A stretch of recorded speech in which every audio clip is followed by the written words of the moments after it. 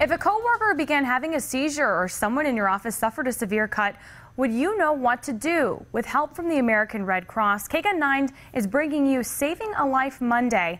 Tonight, a Red Cross instructor teaches 9 on your side's Pat Parris about first aid and medical emergencies in the workplace.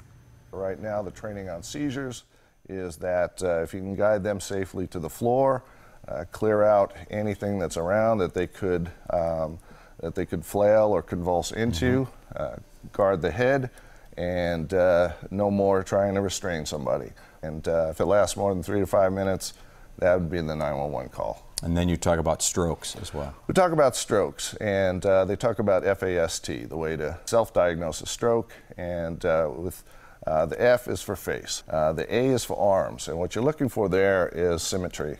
Speech is very simply, in speaking to them, you can do this formally, ask them to repeat something, but generally if you're talking to them and all of a sudden they start slurring, the T is for time, when it started, and so that when they get to the emergency room, the emergency room doctors will have an idea of what window of opportunity they have for recovery.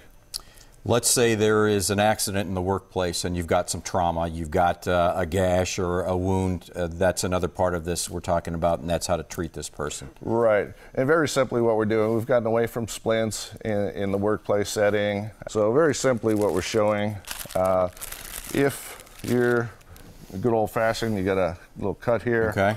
Compression. Right. So free up my hands. I'm going to ask you to hold on to that for me. So just replace my pressure right there. There you go. Put the pressure on. Yeah, it gives you something to think about. Right. Some focus other than it hurts. Whining and complaining. Yeah, and all. Exactly.